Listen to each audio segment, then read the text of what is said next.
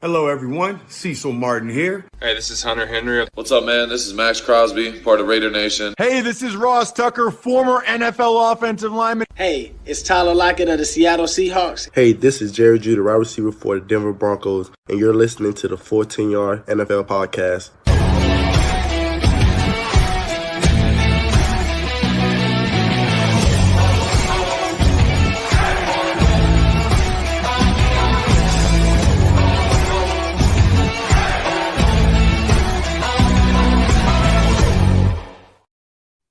Yes, welcome in, everybody. Merry Christmas, one and all. It's good to be back after a week's hiatus. And I've got to say, fellas, in the name of Giovanni Bernard, that was all on me. That was a communication issue. It was me that messed up.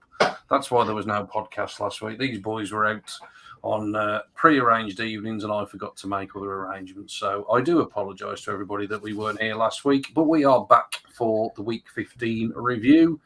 And what a good week to come back, fellas. Plenty to get our teeth into. Josh, how are you doing, buddy? I'm good, mate. That made it sound like you forgot to make arrangements for Christmas dues then, like you'd not gone to your own Christmas do there. But I hope you filled your boots in anyway, mate. But yeah, like you say, what an insane week of football. There's way too much to sink our teeth into. I promised the missus I'll be done in an hour. I'm unsure if that's going to be possible at this rate. Yeah, it's a lot to cram in, that is for sure. Steve, how you doing, pal? What a week! What a week of NFL of action. I feel like sometimes we say this every week, but I'm going to throw some stats at you to get us all kick-started because there was some incredible stats this week. Before Sunday Night Football, so before last night's game, 13 of the 14 games were within one score in the fourth quarter. It's the first week in NFL history with 3 17-point comebacks. Seven of the games were decided in the final 2 minutes of regulation or in overtime, and 5 games were decided by a game-winning score on the final play. It was just such a week. Everything was all over the place, and I am here for it. Yeah, it certainly was. If it was a weekend to try and get somebody that was sitting on the fence about whether they liked the NFL or not and trying to get somebody into the game, this was a good weekend to pick, wasn't it? We won't spend any time at all, fellas, going back to the Thursday night football game that started this week off. The 49ers, however, have clinched the NFC West with a relatively routine victory over the Seattle Seahawks. Final score looks more interesting than the game actually was. The 49ers pretty much dominated. We're actually up 21 points to 3. A lot of worry beforehand that Brock Purdy, the new quarterback savior, wouldn't go, but he did go and looked again pretty efficient, it's got to be said. 17 of 26 for 217 yards, another couple of touchdowns. And yeah, the 49ers continue to be the hottest team in football. That's a 7-game winning streak now.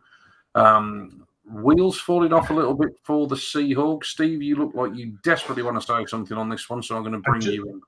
Just quickly on the 49ers, I think that we can't stop without talking about Purdy because he's come in, he's played pretty well his first couple of games.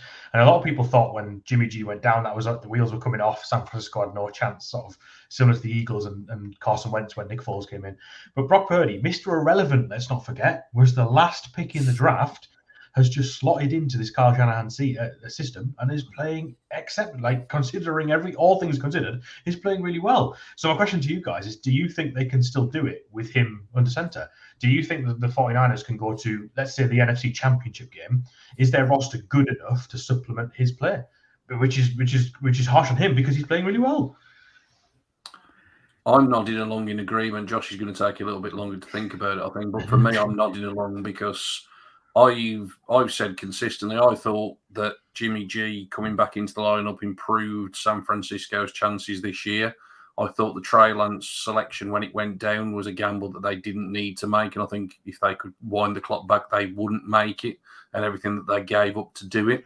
I think this offense just needs the kind of quarterback that Brock Purdy is, somebody that's efficient, doesn't turn the ball over, isn't necessarily the reason that they win games, but certainly isn't the reason that they lose games. You know, they don't need that gunslinger mentality.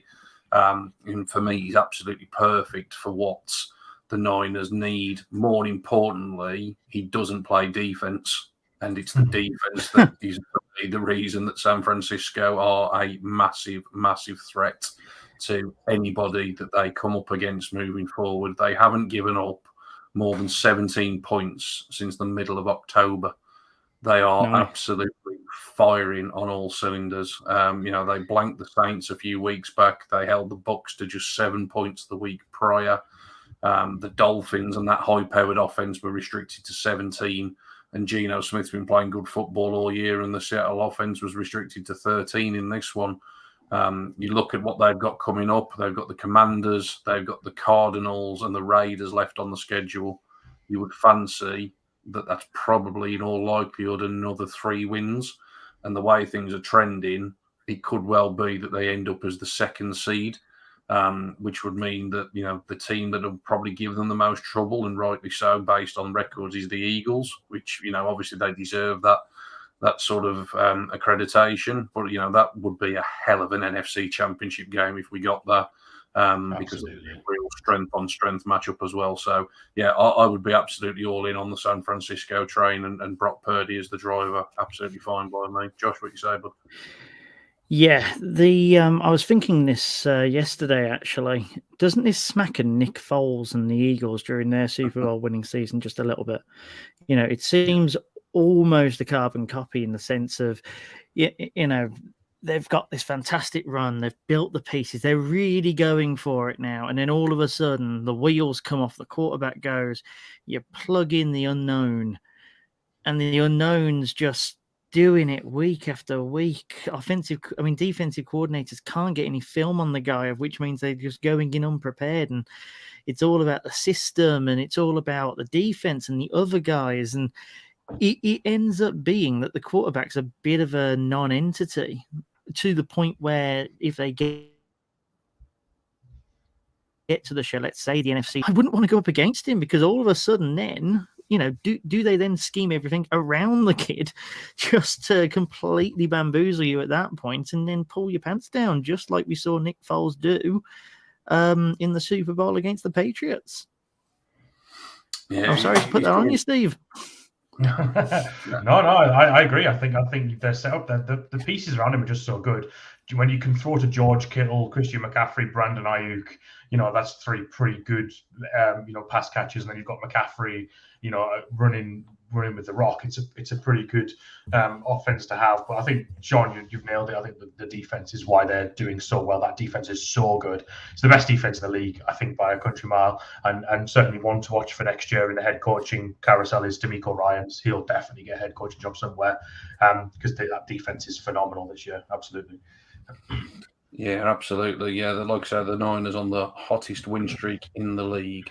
Saturday, fellas, we were served up a 3-course meal, and let's be honest, the main course was pretty awful if we're going chronologically, because that was Baltimore and Cleveland, 13-3 in the middle of the 3 games. I enjoyed it. Yeah, I enjoyed it thoroughly, as with every Christmas dinner. Slightly overrated, but thoroughly satisfying nonetheless. Certainly from a Browns perspective, 13-3. Probably most noteworthy for the fact that Justin Tucker missed 2 field goals in a game for surely the first time in his career. I think that's ever happened. I was actually lamenting the fact that he never missed after nailing his first one on the day, and then he failed to hit anymore. So he was obviously listening to my rants. But Deshaun Watson's starting to look a little bit better week to week, and ultimately, like I say, the Browns pretty much controlled this one. Another good defensive performance. And the defense much improved in recent weeks, but the Browns are going to fall short this year. It's all about 23. The Ravens, however, they really need to find something, because they're pretty safe and secure in the playoffs, but they have every sort of sense of a one-and-done type team as things stand. I don't even know if Lamar Jackson is going to be the saviour for this team at the moment. They just have nothing at the wide receiver position at all.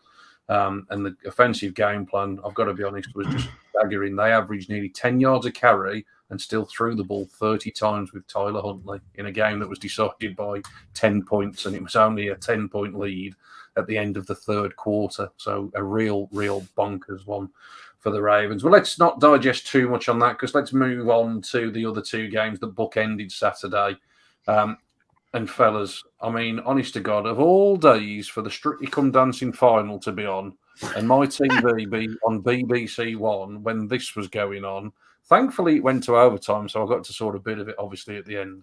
But Indianapolis 36, Minnesota 39. If you've been on a different planet for the last few days and you didn't realise, it was 33-0 at half-time to the Indianapolis Colts.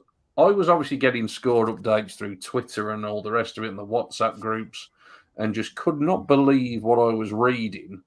And then you start to sort of see some points going on the board for the Vikings, and you sort of see it get to 7-14. It's to 21, and you start to get a little bit twitchy, and you start thinking, is this possible? Is this possible? And when they tied it up, I mean, unbelievable scenes.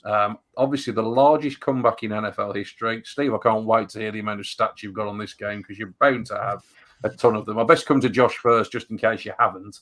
But Josh, just an absolutely unbelievable comeback. Probably papers over a few cracks, if we're being completely honest. But just in terms of it as a spectacle, what a Saturday afternoon extravaganza this was.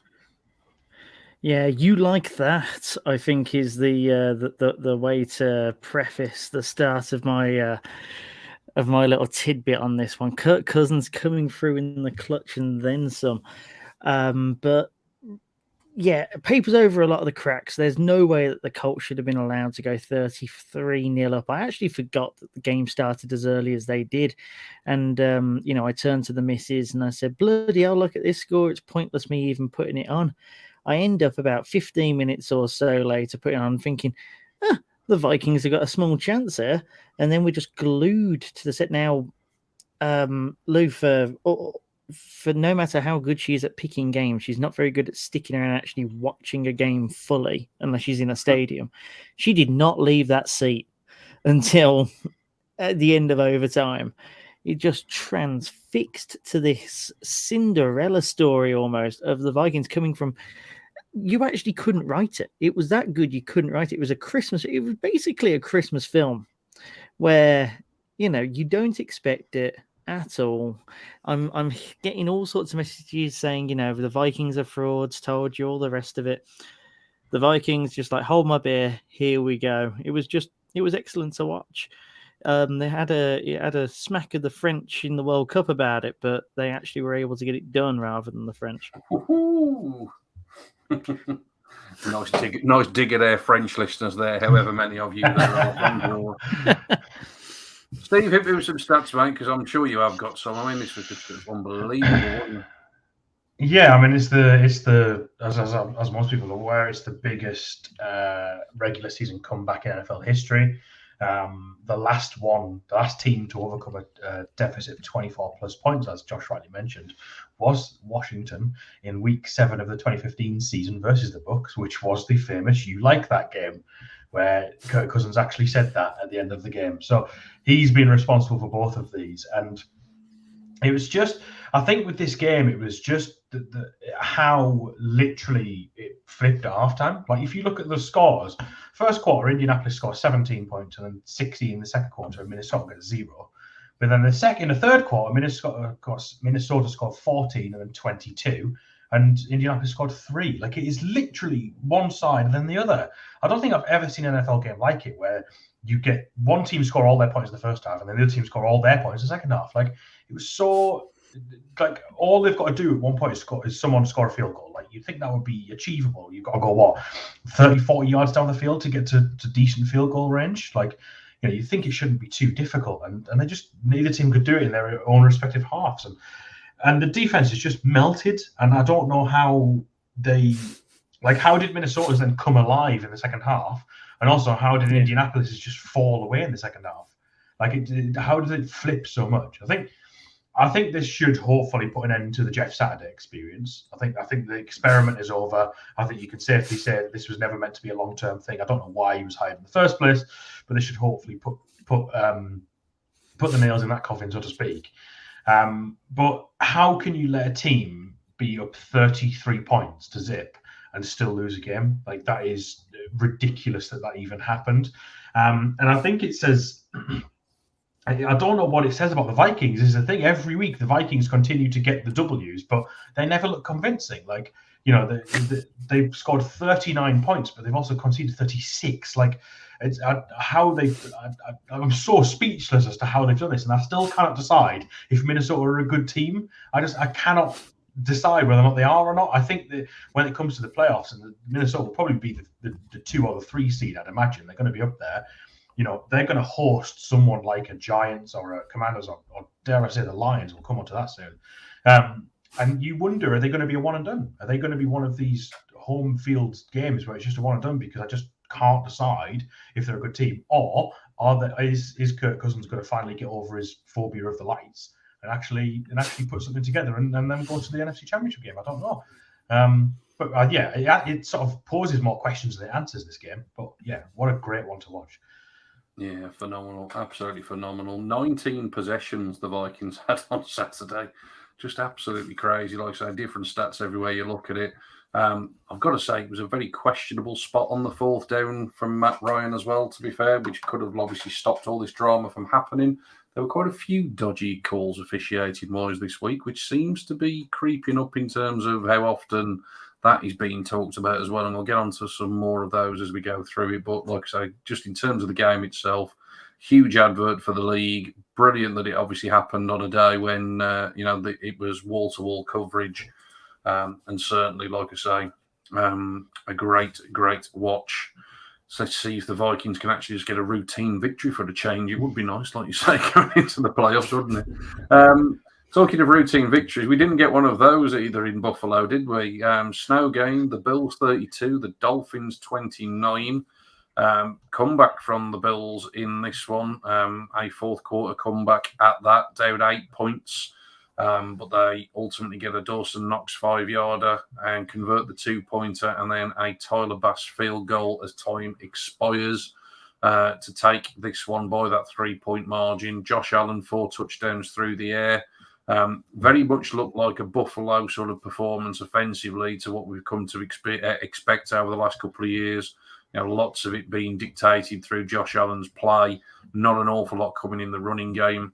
In terms of for the Dolphins, Jalen Waddle went over 100 again. Tyreek Hill, 9 further receptions.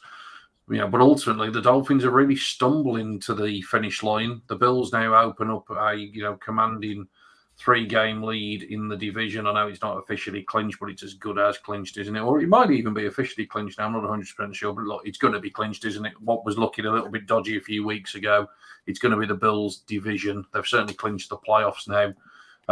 So, Josh, in terms of these two teams, like I say, we're going to see them both plenty in the coming weeks, but certainly the Bills seem to be trending back in the right direction, and a few question marks outing up about Miami, who, like I say, after a very decent start, have now lost 3 on the bounce.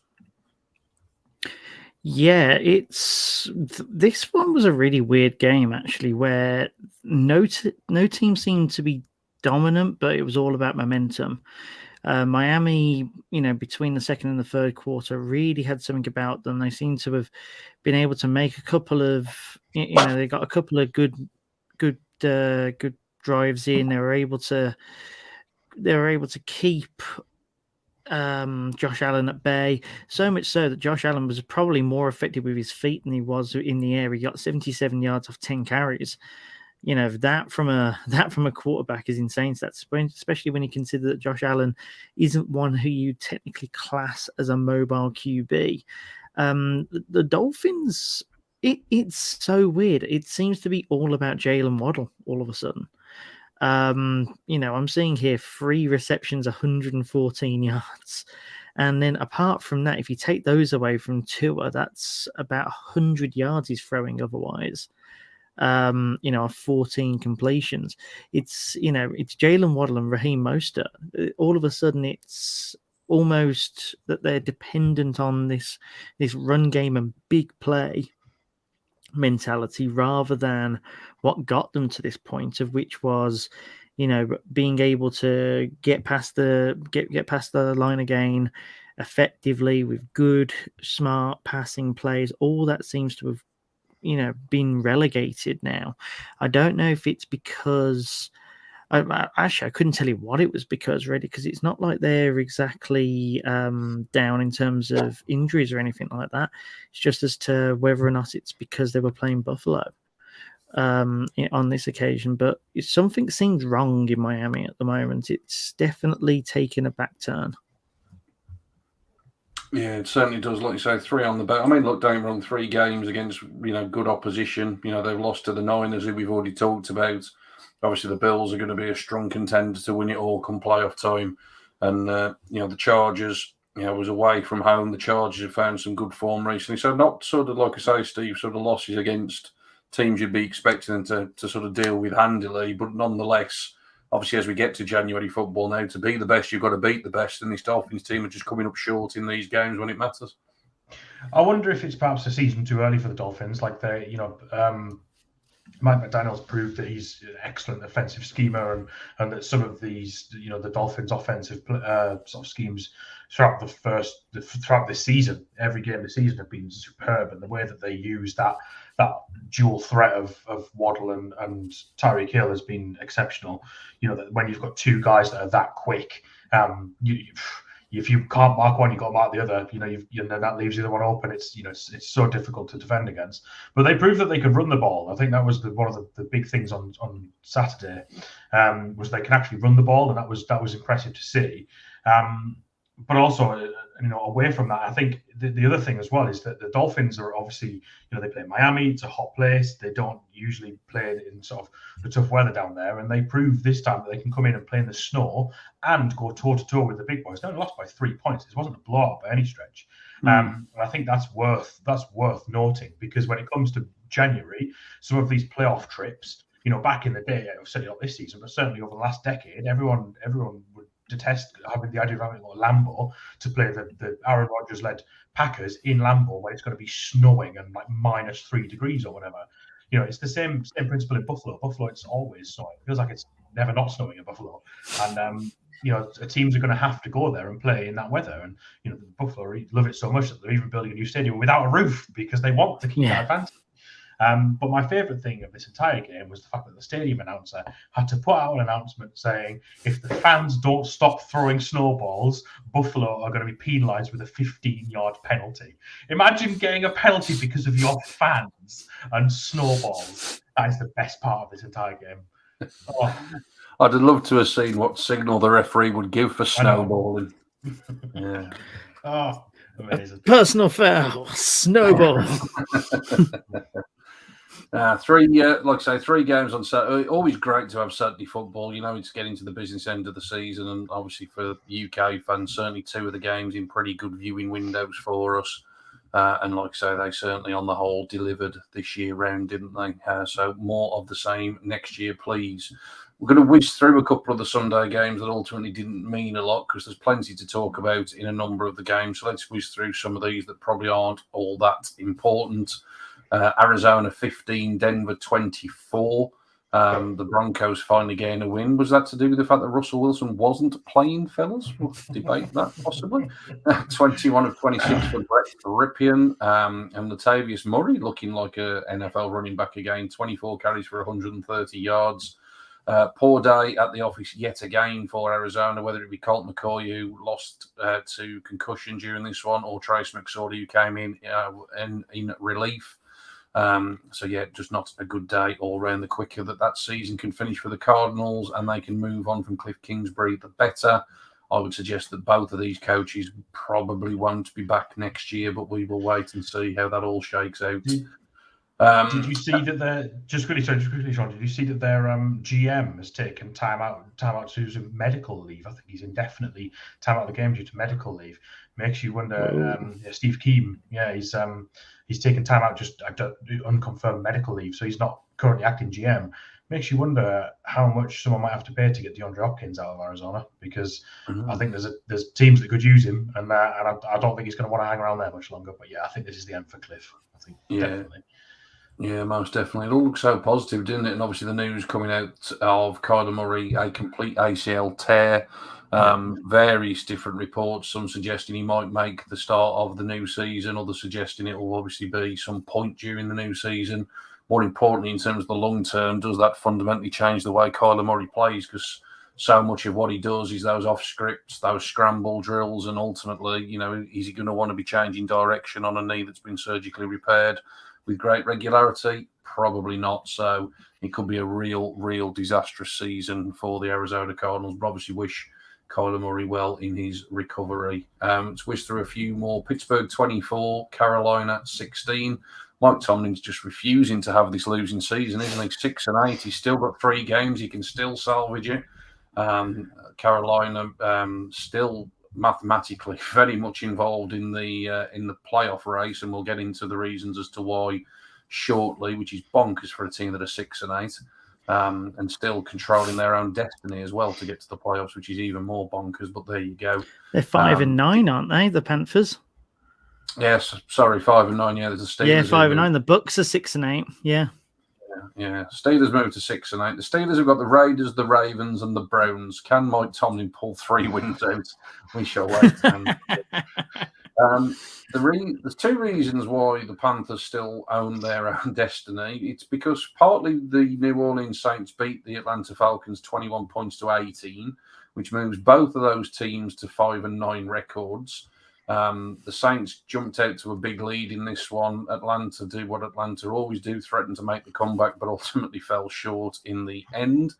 So the Saints and Falcons at 5-9. And then, as you say, Tampa, we might as well round off that division, had a wonderful first half, an absolutely amazing first half, probably the best first half the Tampa Bay Buccaneers have put together all season long. And then, oh my word, what on earth happened in the second half? Because talk about chalk and cheese. What an unbelievable ridiculous this was. It was unbelievable. The Buccaneers in the first half went 17-0 up, then gave up a field goal with a minute and a half left in the half to make it 17-3 at the half. But they then, in the fourth quarter, in the second half, fellas, a turnover on downs, which involved a botched fake punt, which I opened the podcast up and joked about Giovanni Bernard seemingly being the most surprised man in the entire stadium. To him. It seemed an unnecessary call, considering where they were on the field. Anyway, whether that was whether it was or it wasn't called, and whatever the communication issues was, it seemed a very unnecessary call. And ultimately, like I say, the botch just put the nail in the coffin. The next 4 series, Tom Brady intercepted, Tom Brady fumble, Tom Brady fumble, Tom Brady interception, and then they go 3-out in the preceding drive thereafter. What on earth happened in this second half, Steve? Because this is just so un-Brady-like. And like I say, after such a good first half where they looked actually like a decent NFL team and a team that actually, this is what we expect from the Bucks, it just completely unraveled in the second half. I feel like this actually tells you more about the Bengals than it does the Bucks. I think the Bengals were exceptional in the second half. The defense sort of woke up a bit, and there's parallels with the Colts and the Vikings game, because it was like 2 completely different halves for each team. And I think the Bucks did implode. Obviously, there are plenty of chances to get it over the line, and the amount of turnover downs and punts they had to give up was baffling in the second half. But you watch the first half, and Brady was connecting really well with the likes of Chris Godwin. There was a couple of slant passes he had to Godwin, which were sort of signature, lovely. 83 yards to both Godwin and Mike Evans, 59 to Russell Gage, 30 to Leonard Fournette. Because it's not like he wasn't getting yardage and he wasn't connecting with his receivers. Like, he was actually throwing the ball quite well. And in the second half, it just all stopped. And I just don't know what happened. I think is it time now that we normalize ourselves with the idea that Tom Brady is just, not quite, and obviously he had a really high ceiling, so I'm not suggesting that he's the worst quarterback in the league, but he's just not quite as good as he once was anymore, and we have to normalize ourselves with that. There's been talk over the last few weeks with New Orleans and potentially Sean Payton coming back, and I've heard a few people mention, is he going to bring Tom Brady with him? And I'm like, is that really the answer? Like, 46 or 47-year-old Tom Brady coming in with Sean Payton for a roster that's already got cap issues until 2051. Is that really what the answer? And is this now evidence of where Brady's career is headed? I mean, obviously, take nothing away from the guy. He's played until he's 46, which is incredible. We'll never see that again in a quarterback. But is the curtain finally starting to come down, and will he regret it? Like, with everything he went through off the field this season to come back, is ultimately going to be like, was it all worth it? Absolutely not. And I think it's just normal of where Brady is now, and the young quarterbacks. You flip it over, the young quarterbacks, the one taking over. Joe Burrow lit up the field. He had 4 touchdown passes. He actually only threw for 200 yards. It wasn't really much of a. They didn't have so much need to pass the yards because they were given such a good field position every time they got the ball. But yeah, really good performance from Cincinnati. I think that Cincinnati can certainly make a claim to be one of the most complete teams in the NFL right now.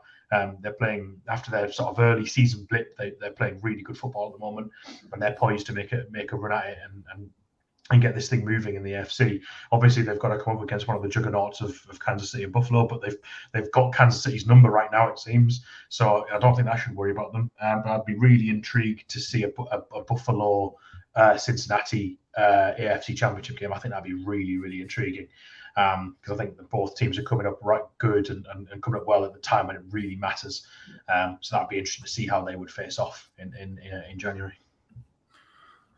Yeah, and just to put a bow on that NFC South division to complete the conversation. Like I say, the Bucs now lead that division at 6-8. All 3 teams in behind are now at 5-9. They've all got to play games against each other. So you could make an argument that they all, to some extent, control their own destiny. But certainly the Carolina Panthers, with 2 divisional games left, if they win out, the Carolina Panthers will win that division at 8-9. Which would just be absolutely bonkers. Absolutely bonkers. And to consider they fired their head coach, the first team to fire their head coach, and rightfully so this year. I'm not saying that was the wrong call, but to fire the head coach and potentially win the division in the same year, that'll be a stat for Steve to look up next week if that's going to threaten to happen. Surely that's never happened, but we'll wait and see. Certainly plenty to sort out between now and then. Let's go back to the scoreboard. Whiz through a few more. Let's go Philadelphia 25, Chicago 20, tighter than most people expected. But the Eagles find a way to get the job done. Jalen Hurts breaks 1,000-yard. Sorry, not Jalen Hurts. Justin Fields, apologies, breaks the 1,000-yard barrier for the season. He has certainly added that as a real weapon, that dual threat. Another decent game for him. Probably not the greatest of day for Jalen Hurts in terms of his throwing performance. Steve obviously picked off twice, no touchdowns on the day. Obviously 3 rushing touchdowns, probably combined all together, probably was about 3 inches for the 3 touchdowns. Not that it matters. It's the most unstoppable play in the league, as the commentators kept reminding us, that quarterback sneak that has become such a potent weapon. Ultimately, job done, mate, and I suppose that's the main thing, because we'll talk about the Cowboys next in the game where they couldn't quite get it done. So the win is the all important thing. Like I say, certainly from a passing perspective, outside of another monster day for AJ Brown, probably a few things to be not overly concerned about, but things for the Eagles to clean up heading into the postseason. Yeah, I mean that was a personal record day for AJ Brown. He's never had that many receiving yards in a game before. Which, when you think Jalen Hurts didn't look that great throwing the ball, when you consider that stat, you're like, oh, actually, maybe he did. Maybe he was all right, and he just had a couple of blips. But yeah, no, it wasn't Jalen Hurts' best game. I think it was important to show that this team can win ugly. Not every game's going to be a 40-point blowout. Like, you're going to have to win ugly. I think a couple of the players were quoted as saying that they've never played in weather that cold before. Apparently, it was bitterly cold in Chicago yesterday, and the wind. I think the wind really affected the game. Chicago missed an extra point. The Eagles missed a field goal. I think the wind played a big effort. The Bears punted from the Eagles 41 at one point. That's how much. I remember that. Yeah. Yeah, because they were all saying like that's ridiculous, but when the wind's coming against you, that the 41 might as well be the 61 when the wind's that intense. But yeah, tough win, got it done in the end. Jalen Hurts has now got 13 rushing touchdowns on the season. He is 1 away from equaling Cam Newton's record of 14, which is the highest for any quarterback in the league. I think he will do that. He's got 3 games to get 2 more and set the record. That Eagles offense is such a killer offense when you've got that much dual threat from the quarterback. And the play that he scored the first rushing touchdown on, where the linebacker gets caught in the blitz, and then he just has an wide open field just to literally walk in like 20 yards into the end zone. It was phenomenal. But yeah, good day for Hurts. I think I will give Chicago some credit. I think they've got a bright future with Fields. I think he's improved an awful lot. I think he needs some better. That roster is not good enough. You look at their top 4 pass catchers from Sunday. You have Byron Pringle, David Montgomery, who's a running back, Cole Kmet, and Equinemius St. Brown. That is not a list of sort of top receivers, is it? So put some better weapons around him, improve that offensive line. I think the Chicago Bears will get better. I think he showed enough to prove. And obviously, he's so agile and he's so evasive. Was the one sack that Sam Reddick almost had him, and then he didn't. And then he went 45 yards and almost scored a touchdown if he hadn't stepped out of bounds. And one last stat I'll give you before I let you move on is the Eagles are almost or could become the first team in NFL history to have 4 separate pass rushers have 10 sacks on a season. One player's got Sam Reddick's got 12, Javon Hargrave's got 10, Josh Sweat's got 9.5, so he needs half a sack, and then Brandon Graham's got 8.5. So in the next 3 games, if they can find a half and a 1.5 sack, they will have 4 players with 10 sacks or more, which is the first time that had ever happened in NFL history, which is mighty impressive when you're sharing the load around like that. Indeed, they always say you can never have enough good pass rushers, and that's his proof right there. I mentioned the Cowboys, like I said, they were involved in a tight one, but they couldn't find a way to win ugly as the Jags come back from a 17-point hole to win this one in overtime with a quite brilliant Rashawn Jenkins interception off a tipped pass that Dak Prescott was trying to force in after he was under pressure on a 3rd down play. Jenkins picked it up off his toes and returned it 52 yards for the interception. Great game, this one, Josh, but don't want to talk about the game too much. What I want to talk about, not so much Dallas. Dallas are in the playoffs. Dallas aren't obviously now going to catch the Eagles. I think we know that Dallas are going to end up as the 5 seed. So they're going to have to go on the road to open up their playoff adventure, so to speak. But I guess they wouldn't be too concerned about a trip to the NFC South as things stand. So they'll probably be quite happy with that, I would guess. And then we'll see how good the Cowboys are from there.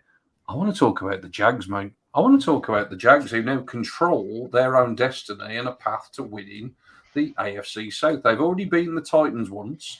They're 1 game back from the Titans, and they end their season with a game against the Tennessee Titans. Are the Jacksonville Jags going to win this division, which you poo-pooed a few weeks back? And I'm telling you, mate, this is looking very, very likely. I would like to point out that I saw a tweet earlier that said the NFL is registered as a entertainment business and not a sports league, and therefore can fix games because there is no way in hell that the Jacksonville Jaguars should have won that game yesterday. I refuse to believe it. I refuse to believe that they are in control of their own destiny. I mean, if you're looking for a division that has NFC South vibes, it's the AFC South. Because can one of the teams that was supposed to take this year seriously stand up? The Titans, they've got good players and all that, and just don't seem to realize it. They constantly come up short, but then sort of pipe up in clutch moments. Haven't seen too much of that this year. The Colts disintegrated into nothing. Saturday's game definitely withstanding. Then let's take a look then at the last 3 games that each team's got. So the Titans have got the Texans, the Cowboys, and the Jags. So let's say that they get 2. Let's say we'll discount the last one first. So let's say the Titans beat the Texans, right? That's more likely than not. The percentages are in your favor. We haven't discussed the Chiefs game yet, but just go with me on it. The Jags face.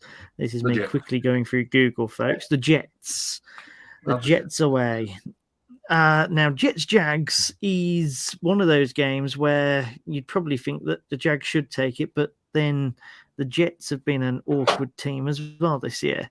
So that one's quite 50-50 of its own. That's going to be quite interesting, especially on a short week for both teams, as to who's got the upper hand on that one.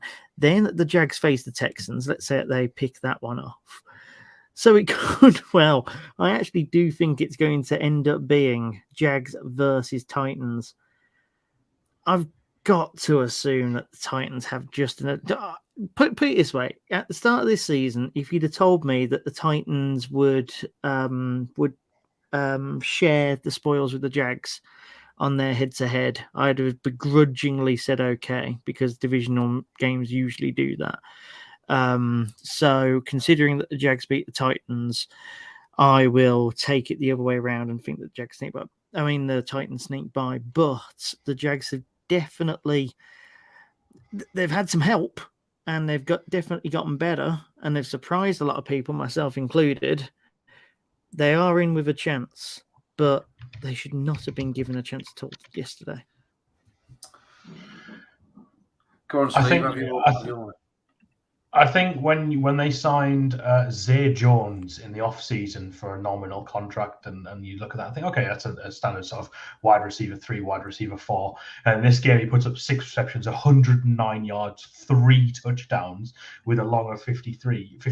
You think, wow, like I didn't realize he was going to be that impactful. I love the Jacksonville arc. I love the story behind it all. I love the Trevor Lawrence sort of comeback.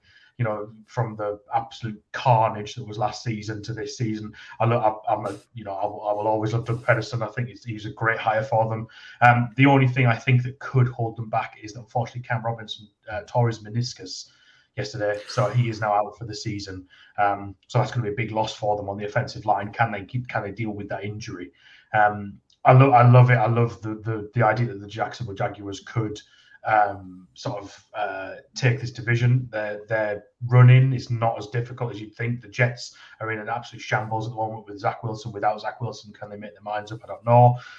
The Texans obviously shouldn't be winning any more games, and that Jacksonville should win that.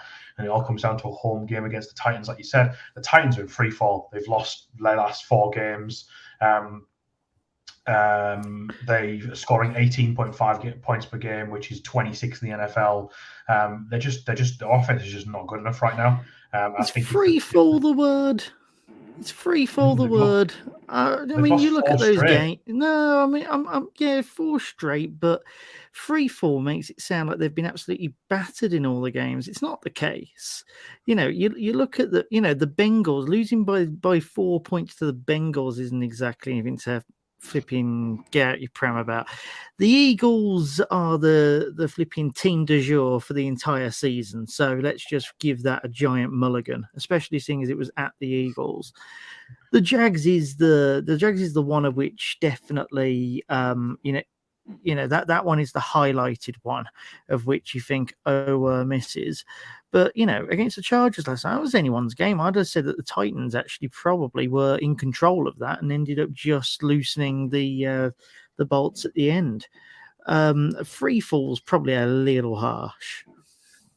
I mean, you could say that, but I think at the end of the day, if they lose the game at the end of the season, the Jags make it in, and they don't. And at the end of the day, that's what it's all decided on, isn't it? These NFL games come down to the finest of margins, and if they end up losing out to the Jags to the playoffs, that's got to be a killer blow to a Titans team that should be walking this division this season. This Titans team should be nowhere near 7-7. They should, they shouldn't be anywhere near that right now. They should be far higher than that, and that's where they find themselves. So yeah, I'll use the word free fall at the moment because unless they can turn it around quickly, they're going to lose out on the playoffs to the Jacksonville Jaguars. Which, no disrespect to the Jags, but they shouldn't be anywhere near the playoffs this season. They're still 2 or 3 seasons away. But yeah, fair play to them. They're really making this season exciting in the AFC South. Yeah, they are indeed. I can't see any scenario that it doesn't end up being a divisional decider come that final week matchup. I think the worst case or best case scenario, whichever way you look at it, I think they're both going to go at 1-1 over the next couple of weeks. So I can't see it being anything other than that decider. But like I say, we'll wait and see how it goes down. The Texans will obviously have a say in it because they play both of those teams. We just mentioned them. And Josh mentioned it earlier. So the Kansas City Chiefs find a way to win ugly. We mentioned about the Eagles winning ugly. This was the Chiefs winning ugly. 30 points to 24. They take this one in overtime. Again, a bit of a backbreaker for the Texans after forcing a punt in overtime. Davis Mills is then stripped of the ball, fumble on the Texans' first offensive drive of overtime.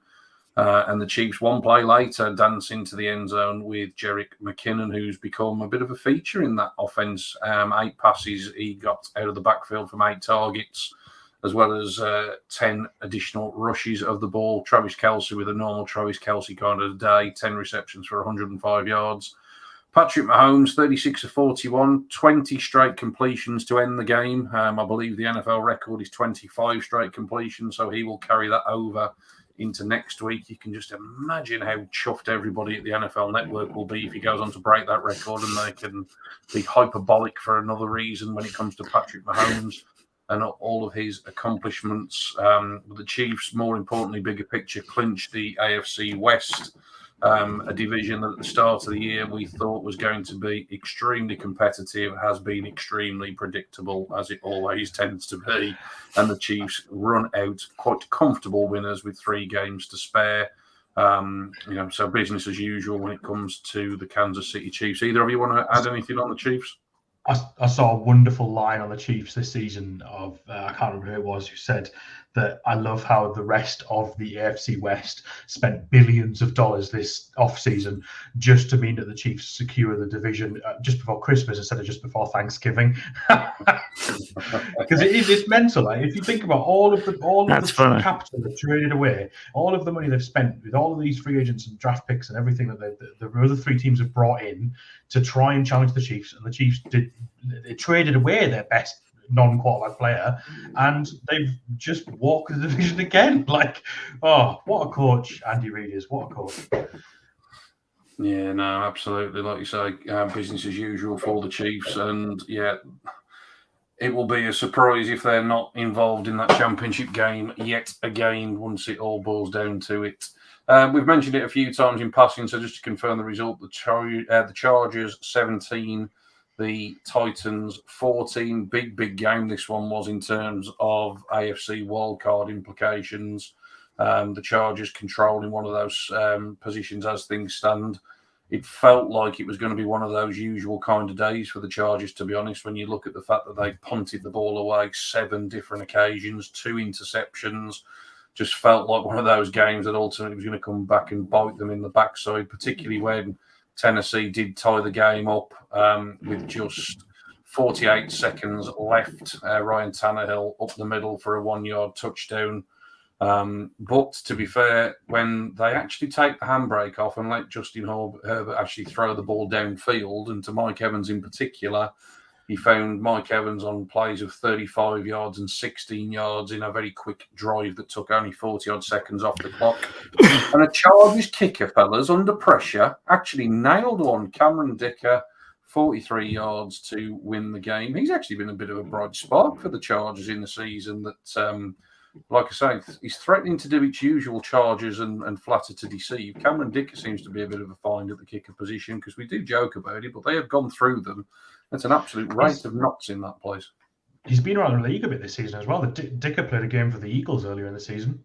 He's bounced on a couple of teams, and good to see him find a home. But I will just give a quick shout to Herbert's throw to Mike Williams in the 4th quarter.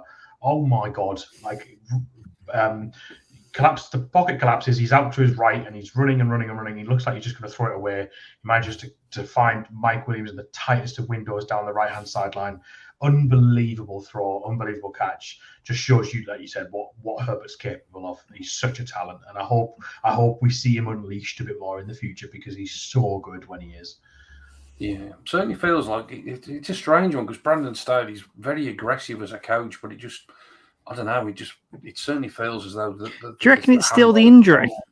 Do you reckon that they're still hand-holding him?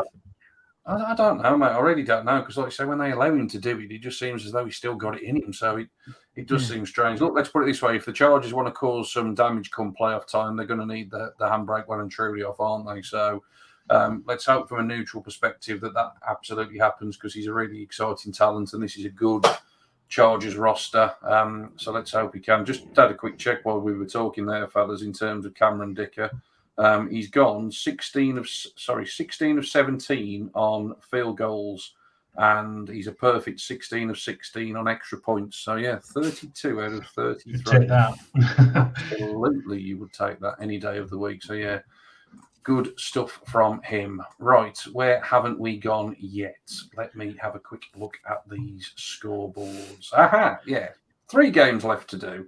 3 games left to do. Let's start with Sunday Night Football, fellas, because it was the Giants and the Commanders, a rematch from a couple of weeks ago that ended in a tie. Obviously, massively important in terms of that wild card spot in the NFC. We felt as though that one of these 2 teams may well get one of them. And this was obviously an opportunity to cause some damage to each other, as well as obviously doing themselves a huge leg up. Obviously, in terms of the game, 20 points to 12. So much talk there this morning is just around that final play in the end zone. I've talked about the fact that officiating has come into question, and there's a couple of things from this one. So firstly, you've got the fact that the touchdown that's taken off the board in terms of Terry McLaurin lined up incorrectly, despite him actually sort of confirming with the official that he was lined up correctly before the ball was snapped. The official gave him the thumbs up, and then the flag got thrown anyway. So that took the touchdown off the board. Obviously, then that ultimately led to the fact that Tyler Heineke then had to make a play on.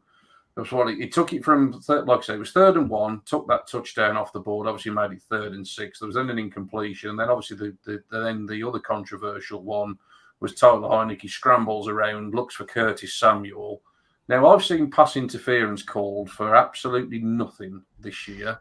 I mean, Steve, I don't want to rag on officials because it's obviously a very difficult job. But I mean, this defender was pulling at the jersey. He'd essentially got Curtis Samuel in a bear lock at one stage. He was there before the ball arrived. I mean, if that wasn't the absolute definition of pass interference, I don't know what is. Obviously, it would have made the score 20 points to 18. So let's not forget that they still would have had to have taken the 2-point conversion. So there's no guarantee that obviously that would have gone in and all the rest of it. But obviously, like I say, these are huge games decided by the smallest of margins. You opened the pod today saying how close this week had been. It's a real shame when these kind of calls, which is so obvious and so easily corrected when we've got all these replays, etc., that something as crucial as this was missed, mate, in such a big moment. I can't believe how that. I watched it earlier today, and I cannot believe how that wasn't called. Like I'm all for like letting them play. I'm all for a bit of hand fighting, like letting the receivers and the cornerbacks play. I think they have done it a lot more this season, and I think it's led to some good battles, some really, really good battles. And I think it's better when they flag less rather than more. But that in the end zone, they have. So Curtis Samuel goes out on his route, and then he comes back again. He literally does a 180 and comes back towards the ball. And the Giants defender, I don't know how to try and keep up with him. He sort of wraps his arms around Samuel's shoulders so that he has his arms around his shoulders, sort of in his chest, trying to defend the ball. But at one point, he almost has his arms held back so that Samuel can't even raise his arms to try and catch the ball. And if that isn't pass interference, if you're not interfering with the guy's hands, which is what he uses to catch the ball, then how is he meant to try and even do that? Like that was a baffling call, I think that's frustrating. With pass interference, it's a judgment call, and I can completely understand where sometimes they get it wrong, sometimes they get it right, and it is an interpretation rule. Like the rule is down to interpretation. Some people might say it is, some people might say it isn't. So I get that it's controversial. The one for me is the early one, the flag on the play where.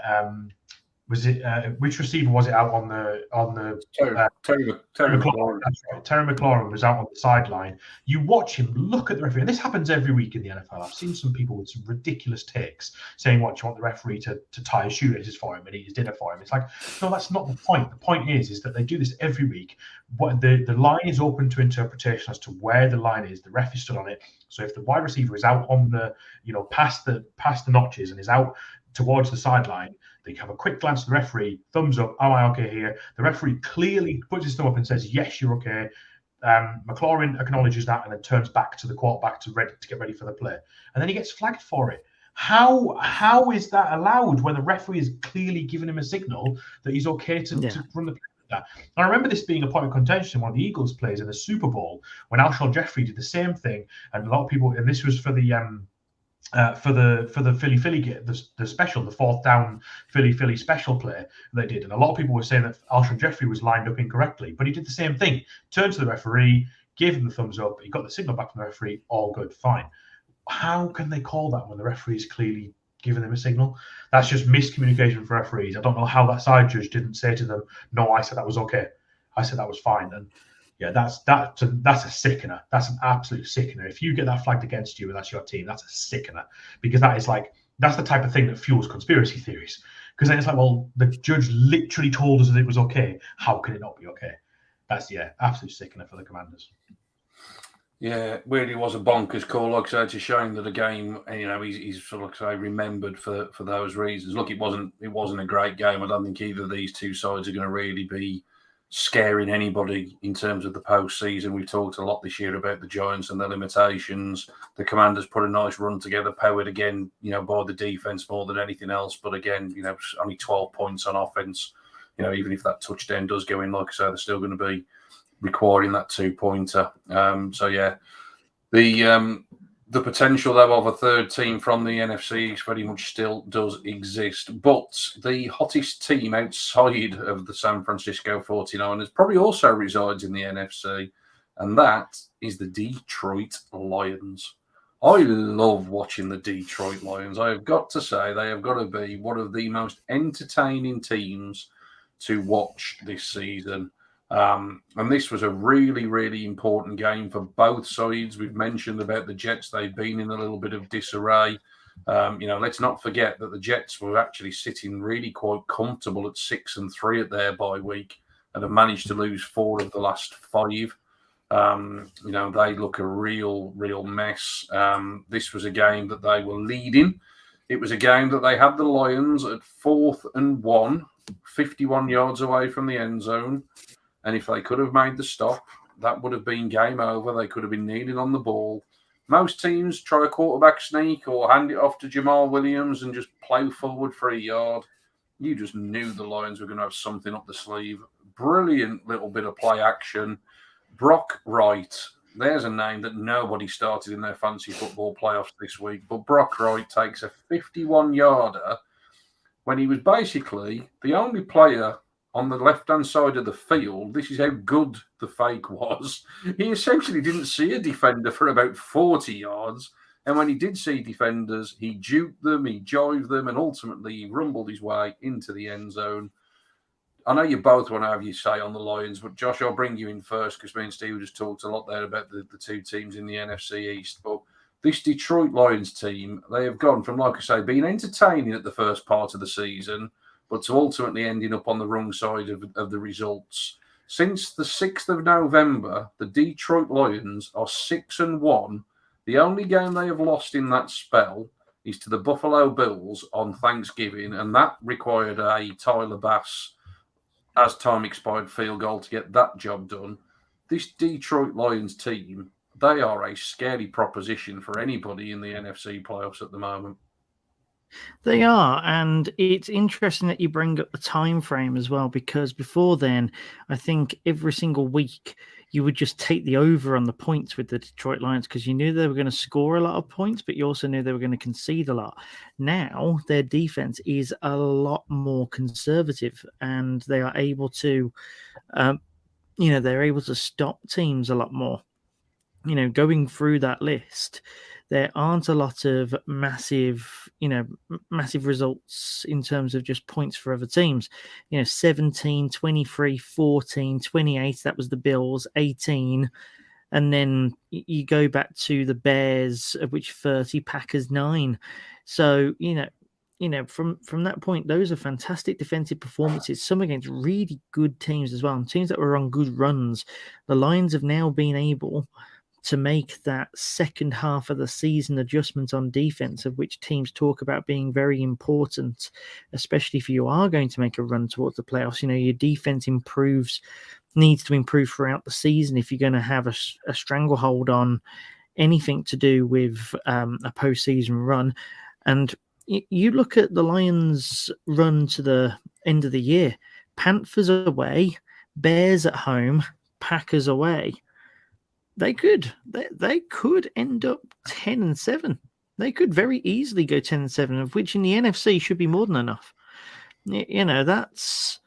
No, that's a scary proposition when you think about the start of the season, but you definitely would not discount them, and they'd be fully worth their money in there. They would not be in there by luck. They are a gritty football team built on a good culture, and I can't really point at the roster and say that they're overflowing with talent or anything. They're just getting the most out of those players at every position. It's a joy to watch, like you say. They really are a joy to watch, and I think I've heard conversations this week. I think we all expected Jared Goff would be a placeholder. I've heard conversations that apparently they are very much committed to him. He may well be part of the long-term plans. Similar conversation to what we had earlier, Steve, about the 49ers. Is he just the kind of quarterback that actually suits this offense? He's always been relatively reliable. With the ball. Some people would say he's a little bit limited, but like I say, he might be just the kind of person that they need to run this type of offense. They've obviously got Jameson Williams now as part of this. What an exciting addition to bring him into this now. Amon-Ra St. Brown has just been absolutely phenomenal all season in his sophomore year, but now another talented rookie wide receiver that comes in. I mean, everything is just trending in the right direction. You may as well chalk the W up for Sunday, because if the Steelers can score 24 points against a team, Carolina could be on the hiding of 40-plus when it comes to the Detroit Lions. I'll be gobsmacked if the Lions don't take care of business Sunday. You'd fancy them at home against the Bears. That'd put them to 9 wins. 9 might be enough wins, but like you say, imagine the confidence they would have then going into that Packers game. They would be on a win streak of 8 out of 9 games. Like I say, nobody's going to want to face them, Steve, come playoff time. It's astonishing, and they've already beaten the Packers in this run. That was the first game they won in this run of 6 out of 7. The only team they've lost to is the Bills, which I think is fair enough. They've beaten the Vikings, the Jags, the Jets. They are an absolute force right now. I think you're absolutely right. No one has got an answer for Amon-Ra St. Brown right now. No one can shut him down. He's becoming very quickly one of the best young receivers in the league. And Jameson Williams was a shock pick when they traded all the way up to get him. I was surprised they took him. And obviously, still recovering from his injury. He didn't play too much. I think he only had 1 target in this game. But they can introduce him into the offense, and this offense is just so exciting and so multidimensional that as long as they can put up enough points, I think you're right, Josh. They can, as long as they can put up the points, the defense is still going to allow points. But if they can put up enough, I think they can beat just about anybody. What makes it really intriguing is you look at the NFC playoff picture right now. Currently, the number 7 spot is Washington, who are 7-6-1. The Lions are 7-7. So if the Lions win next week and Washington lose, they're in. Because the Seattle are on 7-7 as well, but Seattle have lost a couple, and Seattle's next game is the 49ers, which you'd imagine they're probably going to, they've just played the 49ers. Beg your pardon. Sorry, they've just played the 49ers. Seattle have lost a couple straight. Gino's not playing as well as he was at the start of the season. I'm really believing the Lions can get in and get the number 7. I don't know if they'll get any higher than that, but I think they can get the number 7 seed. And then who would they play if they get the number 7 seed? They play the number 2, which at the moment is the Vikings. Could the Lions roll into Minnesota, into their home field, and beat Kirk Cousins under the lights? Wouldn't that be the most humiliating moment in Kirk Cousins' long, illustrious career of checks notes, humiliating moments? This Lions team is really, really exciting. I think Dan Campbell, I'm so glad they stuck with him, because there was a point in the season where they could have got rid of him. I'm so glad they've stuck with him. He's proven that this team is really gritty. If I'm a team in the NFC right now, I don't want to be playing the Lions. I think they're an excellent football team right now in terms of the run they've put together. I think they lack the talent that some of the other teams in the NFC have got, and I think they will fall short when they come up against maybe a San Francisco, a Dallas, or a Philadelphia. I think they will come up short, but they're an exciting team to watch, and I think for once, Lions fans have actually got something to look forward to for once. Most definitely, mate. Most definitely indeed. And like you say, I think the future is bright as well. That's the important thing, isn't it? Like I say, it doesn't feel like a flash in the pan. It does feel like a real cultural change. The Jets dropped to 7-7. As I say, it's really difficult to see a path back to the playoffs, to be honest, for the Jets, which is a shame, really, because like I say, they were certainly a bit of a Cinderella story themselves, weren't they? But like I say, they've hit a really bad run. I think they've certainly got some questions with regards to Zach Wilson moving forward. Like I said, they've just unfortunately lost 4 of the last 5. They've got the red-hot Jags, as we talked about earlier, and then they've got tough away games to finish off against Seattle and Miami. So, like I say, it does look a long way back for the Jets now, but certainly 7-7, an improvement on previous years. We've only got one game left, fellas, and to be honest, we could spend all day talking about the game itself, but let's be honest, we want to talk about the last play of the game. That deserves to be the last play of the podcast, doesn't it? Because it is the most unpatriot-like thing you will ever see in your life. It is phenomenally brilliant. It's a 24-apiece ball game. The New England Patriots have the ball, somewhere around their own 40-yard line, was it? Something around that, I want to say? Yeah. Felt about the 40-yard line. And Mac Jones, so the New England 45. So Mac Jones apparently can't throw it 55 yards because that's the only way they're going to win the game because time's going to expire. There's 3 seconds left on the clock, so they've got no time to run a play and spike it. They can't obviously run a play and get out of bounds. So it's either a shot for the end zone or take a knee. That's really the 2 options, isn't it? For whatever reason, they hand the ball off to Ramondre Stevenson. Fair enough. He rumbles for a decent amount of yards. Fair enough. But as expected, considering every single Raiders defender was effectively on their own goal line, he was untouched for the first 20. As soon as people started to corral him, though, I don't know whether Ramondre Stevenson forgot the fact that the game was tied and whether the Patriots didn't actually need points, but he starts the old Stanford band play of throwing the ball around the yard, which seemed bonkers at the time, but maybe it was a case of they're just going to catch them off guard here. That rules it to Jacoby Myers. What on earth was Jacoby Myers looking at? He just laterals the ball. The Literally. best throw ever. How do you throw it? It's a contested match for your quarterback. Straight to Chandler, but it wasn't even a contested catch. Chandler Jones is just in 5 yards of space. Can't believe his luck. He turns around, and who's he got to beat? Mac Jones. To be fair to poor Mac Jones, he's took a fair amount of flack for this. But if Chandler Jones was running at me and I was the last line of defence, I don't think I'd be putting up much of a fight. He gets stiff armed out of his hands, and Chandler Jones walks in. Unbelievable. To be fair to Matt Jones, I actually think he did the right thing because if you watch, he knows he's not going to get the catch. So instead, he sets his legs to go for the tackle. It's just the fact that Chandler Jones looks at him like he's a 4-year-old child and just goes, sit down, and then just waltzes off. It's so unfortunate for Matt Jones. I actually think he does the right things. I think if he goes for the catch, Chandler Jones makes it look even worse for him. But, Jacoby Myers is the villain here. How do you throw it to Matt Jones there? What's great about it is obviously Mac Jones. I don't blame on him. It's like he momentarily forgets who Chandler Jones is and sets himself, and then he remembers that Chandler Jones is a human bulldozer and actually realizes that no, I can't tackle that man. But it's the Jacoby Myers throw. It's like a perfect spiral. It's not like a normal brilliant. like lateral pass that you get where the ball's just going everywhere. It's like a perfect jumping spiral throw, and it's like a 30-yard pass. It's a 30-yard cross-field pass. I know. Perfect to Chandler Jones. It gets nowhere near Matt Jones. It's perfect to Chandler Jones. It was outrageous. Like you said, Shaun, you just, of all the teams in the NFL to expect this from, you do not expect it from a Bill Belichick coach team. There's one thing that Bill Belichick is good at, it's coaching, and they're all drilled so well. Do your job. That's Belichick's mantra, isn't it? Do your job. Jacoby Myers did not do his job. Oh my God, what a play. I'm just glad it wasn't the Browns for once. This is the sort of thing I would have expected the Browns to do. Oh, most definitely, mate. It was just bonkers, wasn't it? Absolutely bonkers. I mean, it was just, like I say, as soon as Ramondre Stevenson set off for the run, you just thought, okay, they're playing for overtime. And then when he lateraled it, you're like, well, what the hell's going on here? And then, the ironic thing is, even if the ball does go to Mac Jones, he's essentially just thrown it back the amount of yards that Ramondre Stevenson has ran up the field. And then what do they expect Mac Jones to do with the ball if he catches it? Like, what? The flea flicker Hail Mary, folks. The flea flicker Hail Mary.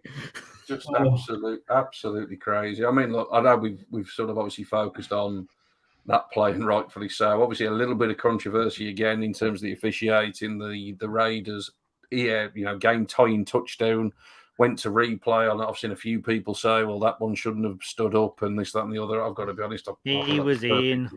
I thought it was a perfectly good call. So that obviously tied the game up at 24, and then like I say, just the most bonkers sequence to end things. And like I said, in terms of big picture, and I know we laugh about these things, but in terms of big picture, like I said, the Patriots win that game, and they're, correct me if I'm wrong, I'm pretty sure they're one of the teams in the playoff bracket. Let's put it this way: even if they aren't, come the end of the season, if they miss out of it on one game, can you imagine the fallout in Foxborough from that? Because, like you say, someone is going to pay for it.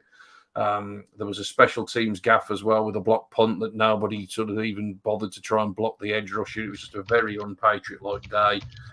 They've got a ton of questions as well. I'll be gobsmacked if Matt Patricia makes another season as the offensive coordinator, because that relationship in terms of Matt Jones and him just seems to be awful. I mean, bigger picture again, Matt Jones just 112 yards, 13 of 31. It's all about Ramondre Stevenson. If anybody can shut that run game down, the Patriots are not beating you through the air. You've only got to look at the box score and you look at the receiving threats. Kendrick Bourne, Jacoby Myers, Tyquan Thornton. This isn't a stellar cast at all that the Patriots have got there. So, bigger picture, to be honest, there's a few of these teams that are on this playoff bubble that probably feel more like pretenders than they do real contenders.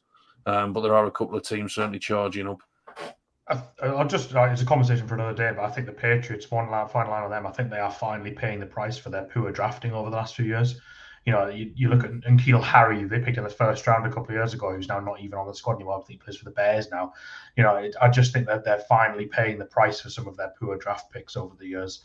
This is a Patriots team that is long since removed from the Patriots of sort of 4 or 5 years ago and beyond. Yeah, just in terms of playoff picture, 4 teams, that is all. 4 teams officially eliminated. The Texans, the Bears, the Cardinals, and the Broncos. What a bummer for the Broncos. They win a game and get eliminated from playoff contention. But yeah, it's been a long time coming. So those 4 officially eliminated. There are a few teams that are hanging on, let's be honest, through nothing else than the fact that their divisions stink. That being the Colts at 4-9-1, still technically aren't eliminated from playoff contention, which is just crazy to even think that. But the Colts officially are still alive and kicking. The Falcons, the Saints, and the Panthers are all alive and kicking at 5-9 because of the fact that that division's still alive. There are 4 teams at 6-8 in the AFC, as well as 2 teams at 7-7. So yeah, there's still plenty to play for, and it will all change again over next week. Obviously, next week the games, the vast majority of them, are on Saturday, with Christmas Day having the audacity to fall on an NFL Sunday. So the vast majority of games move to Saturday. NFL Red Zone moves to Saturday as well, for anybody that's been asking that question. That will be broadcast on Saturday with Scott Hansen. We start the week with Jets and Jags, which is a huge game on Thursday Night Football for both, particularly for the Jags in terms of the context of that AFC South, as we've mentioned, fellas. The Christmas Eve slate is probably highlighted by the late window in terms of the Cowboys-Eagles, but it probably isn't as important as it probably thought it might be based on this week's results, but still obviously always a big game. And then in terms of Christmas Day itself, we have 3 games this year on Christmas Day. Technically speaking, it depends which way you look at it. We've got 3, whichever way you look at it, I guess, because Steelers Raiders officially is Christmas Eve in the States, but it's obviously Christmas Day in the UK, early hours. But then we get Dolphins Packers at 6 o'clock Christmas Day, Rams Broncos at 9:30, and then there's a Buccaneers Cardinals in the early hours of Boxing Day. So plenty of football over the festive holiday. That's one to stay up for, isn't it? Bucks Cardinals. Oof. Let's be honest, mate. Rams Broncos after a Christmas pudding's not exactly going to be. Let's be honest. But the Dolphins Packers might be all right. But Yeah, great to have some football on, though, all jokes aside. Obviously, with the way that the schedule's worked out, God knows, if I'm being honest, when you'll hear from us three again. Next Monday, obviously being Boxing Day, it's very unlikely that it will be next Monday. We may well do something Tuesday or whatever, though, of next week. It's always a little bit funny this time of year, isn't it? But like I said at the outset, apologies for the hiatus last week. We hope you have a fantastic Christmas. If you are celebrating, enjoy, have some lovely time with the family. Thanks for all the support this year on the podcast. It means the world. Make sure you like, share, subscribe, tell your friends all about us, because it would be great to get more and more people involved. So please make sure that you do that. That's all we want for Christmas this year. So just tell your friends all about us if you don't mind. Until some point next week, enjoy your Christmas, enjoy the NFL football, and we will see you next time on the Full 10 Yards NFL podcast.